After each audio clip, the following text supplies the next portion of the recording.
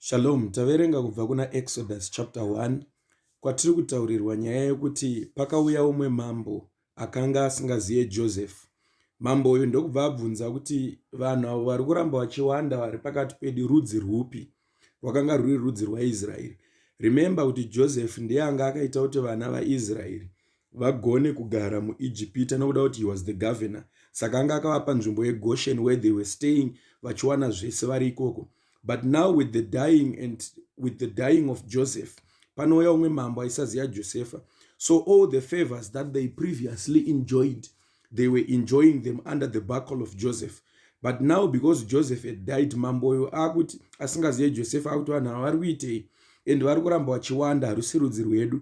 Dzimwe nguva vachawandisa vakazotipfuura vakatitorera nzvimbo ino. So anosugesta kuti ngativakei matura, ngativakei tivape basa rokuita, ngavakanye zvidhina, ngavaende vachinotsvaka uswa vachipisa zvidhina, ngavafambe vachienda kunochera mvura kurwizi Nairi vachidzoka vachikanya zvidhina.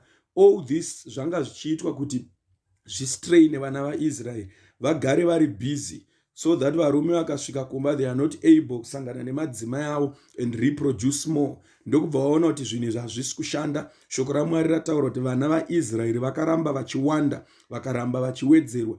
Ndokubva pazochinjwa strategy zvikanzi chiitai izvo kuti vakadzi vese veIsraeri pavanenge vachizvara, tiri kuda kuti vachingozvara kana mukaona ari mwana mukomana, ibvai mamuuraya momukandira kurwizi Nairi. Asi tinoona Mwari nokuda kuti ndivo vanga vaine urongwa naIsraeri, vanomutsa Shifura naPua, vana mbuya vanga vechiIjipita vanga vaine basa rekuberekesa kana kuti rekuzvarisa madzimai eIsraeri. Shoko raMwari rinotaura kuti vaiti pakazvarwa mwana mukomana vaibva vamuchengetedza. Ndokubva vanhu varamba vachiwanda.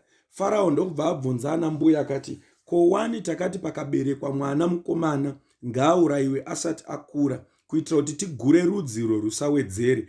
Ndokubva vana mbuya vaya vapindura neuchenjeri vakati, vakadzi vechiIsraeri vakasiyana nevechiIjipita, nekuti ukangonzwa agomera paunomhanya unosvika atozvara, saka anenge akutoziva kuti ndazvara mwana wangu mukomana, anenge asingachaurayike. Shoko raMwari ndokubva rataura kuti Mwari vakawanira nyasha Shifura naPua vana mbuya ava nokuda kwekuchengetedza rudzi rwaIsraeri. Nyaya yatinoda kutaura nayo nezvayo mangwanana ndeyekuti hakuna une simba rekurwisa chakaropafadzwa naMwari. Chinoitika paupenyu hwatinorarama ndechekuti Satani chinhu chaanovenga pamwana waMwari is increase. Your ability to increase in any area, be it kubasa kwako, be it kubusiness, be it in your family, be it in any area, your increase Satani anoivenga. Saka zvaanoivenga, he comes up with strategies to frustrate you. When you are frustrated, your growth is frustrated.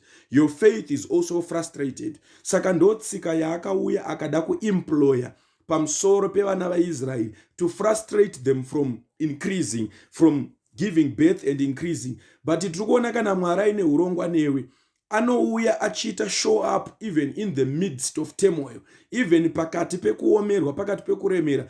God always shows up.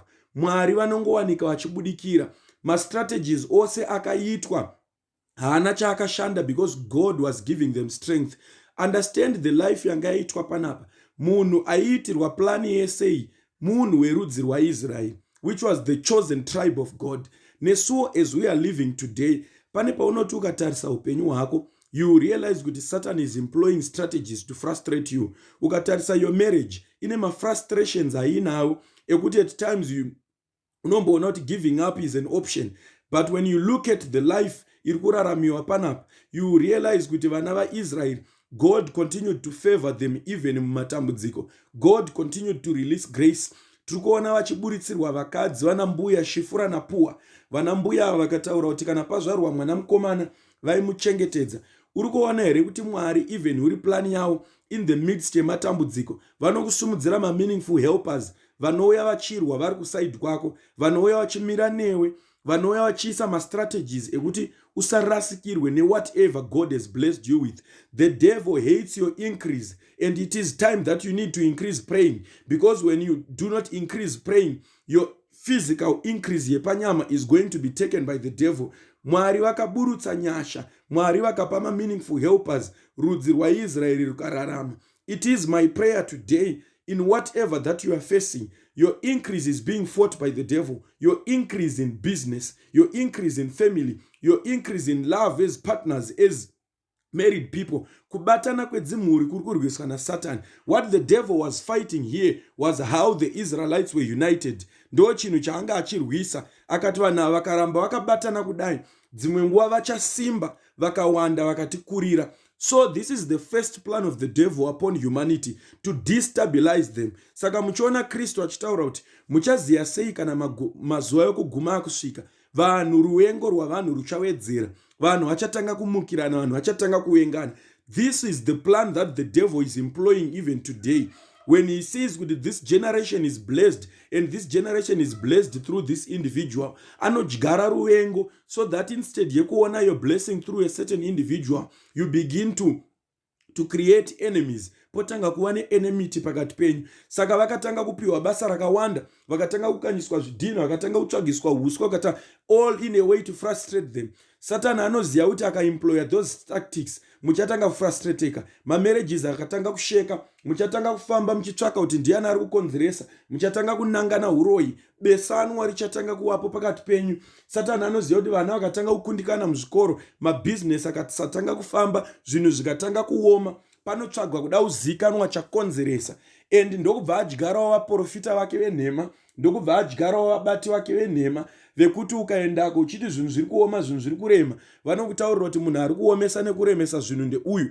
Kureva izvo kuti it is the devil's tactic yekuita make sure that when you are frustrated, hapana chinhu chinotanga kufamba.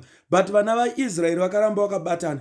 They remained united. They remembered that it was Joseph who brought us in this place because of God. And it is only God who can take us out of this place. Ndokubva pasimudzwa Vabatsiri. It is my prayer today, in every area, in every aspect, that you are getting fights, that you are getting movements, that you are getting your increase being affected. Yauri kumutsirwa. Satan chinhu chaanoita, akaona kuti aemploya mastrategies ekufrustrate aramba, the next thing that he wants is to take your life. That's why muri kuona pakunzi pachiurayai, because mastrategies esetaramba. Ipapo pakubata chakasanangurwa naMwari, ipapo pakuda kuzouraya chakadanwa naMwari, ipapo pakuda kuzouraya chakapiwa nyasha naMwari, Mwari ndo paakasimudza Vabatsiri. May God raise helpers for you in your time of need, at your time of need, in your time of need. May God meet you at your point of need. Panguva yaunenge wakuda kugurwa, wakuda kukanganikwa, wakuda kudestroywa zvako zvese, God is going to raise Shifura and Pua, and these people are going to stand in for you and do the will of God. Israel was living according to the will of God. Akanga asiri kurarama maringe nokuda kwavanhu. Saka makaona kuti miteyo yose yakaitwa navanhu yakaramba kushanda pana Israeri nokuda kuti rwari rudzi rwakadiwa naMwari. Kana ani Dhavhidhi anotaura kuti kusundidzira wakandisundidzira, asi Jehovha akauya akava rubato rwangu ndikatadza kuwa. I don't know how much are you being pushed. I don't know how much your increase is being affected. But when you look up to Christ, when you look up to God, He will provide a way. He will provide meaningful helpers that will save you from this turmoil. Kana ari Zerubbabel, kana kuna muprofita Zefanaya anotaura Zerubabheri, kana riri gomo rauri kuona iri hauchazorioni zvakare nokuda kuti Kristu is coming to level. May God level up and give you helpers that are going to level up every devil's scheme, that are going to level up chipi nechipi chiri kumutswa nevakaipa. May Shifura and Pua be raised. You are a chosen generation. God has raised you. Do not lose hope in whatever situation that you are in. Usaremerwe nematactic aSatan. Ngaasakuita tuite give up. Ramba wakatarira. There's going to be a breaking point yavachada kuparadza, and God is going to show up. Maintain your resilience and maintain your faith, regardless of how much maomera zvakaita. I want you to remember and understand one thing. Israel was loved by God, but vanhu vakafunga kuti isusu ngatimubvisei timuparadze. But it was God's plan. May God's plan prevail in your life. May God's plan prevail in your businesses. May God's plan prevail in your situations. I don't know what you are facing, but take it up to Christ. Udza Mwari kuti Mwari, chakavambwa nema hachina unoparadza, chakatambwa nema hachina unoparadza. May you raise meaningful helpers. And those meaningful helpers, after being raised, they were blessed by God because they preserved God's blessing, which was Israel. God bless you. Mwari waramba achikuitirai zvakanaka. In Jesus' name, amen.